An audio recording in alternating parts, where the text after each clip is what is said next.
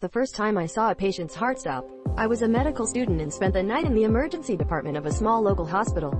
What does it mean when you are just a voice on the phone? Or another person protected behind a mask and a surgical cap? Behind a double-door line? One barrier behind the other was erected to protect us, but also to inevitably separate us from reality and the devastation of the disease. They managed to place the patient in a device that performs chest compression so that the nurse could take medication and the breathing therapist could suck and adjust the breathing parameters. Kevin. Founded in 2004 by Dr. Kevin Fung. Kevin is a leading online platform where doctors, undergraduates, nurses, medical students and patients share their vision and tell their stories. What makes the patient real for us?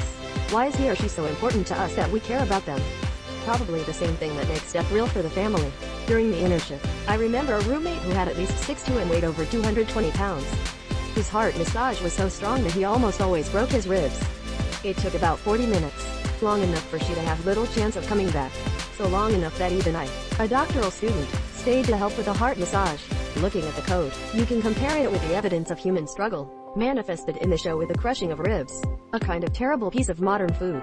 I know this part of my brain is never fully convinced that another person is real. Or as real as me. With so many ocean desires, so much suffering, anger and despair. As an expert, I must admit that I called most of my patients from the security of my office and watched them through the windows of the intensive care unit. Their family was there too, ready to intervene. While all this was happening, their daughter was crying, but she was also shouting to be encouraged by her mother.